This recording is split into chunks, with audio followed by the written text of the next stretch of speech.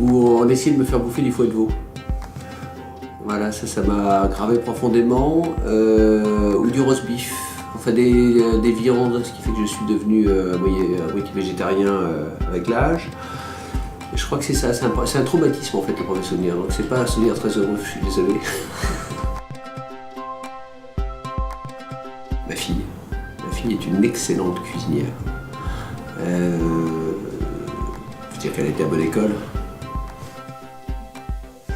Non, parce que j'ai beaucoup cuisiné, moi, curieusement. Moins aujourd'hui, mais j'ai beaucoup cuisiné parce que j'ai une maison en Normandie et que en Normandie, quand on vit en Normandie, on fait de la cuisine.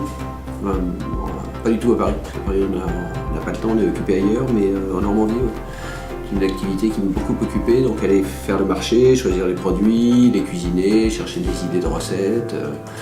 J'ai été, par exemple, devenu le spécialiste du poulet au citron et au miel. J'aimerais bien en fait recevoir Poulpe, parce que la dernière fois qu'on a cuisiné ensemble, ni lui ni moi ne nous souvenons tout à fait de la fin. Donc là, j'aimerais bien qu'on remette les pendules à zéro. Avec beaucoup d'épices, j'aime beaucoup les épices, avec beaucoup de légumes, quelque chose qui laisse une impression durable. C'est-à-dire à la fois quelque chose qu'on goûte sur l'instant et qui est très émouvant, et puis le lendemain on s'en souvient en disant waouh. Ou alors ça serait un cassoulet. Mais je dis ça parce que ça fait partie de mon ADN.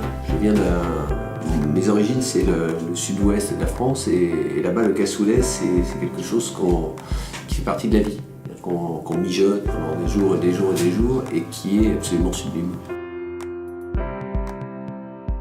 Tout ce qui est lié au vinaigre, que ce soit les cornichons, les pickles, les un peu aigre doux comme ça. Voilà, ça c'est tout moi. Surtout aigre.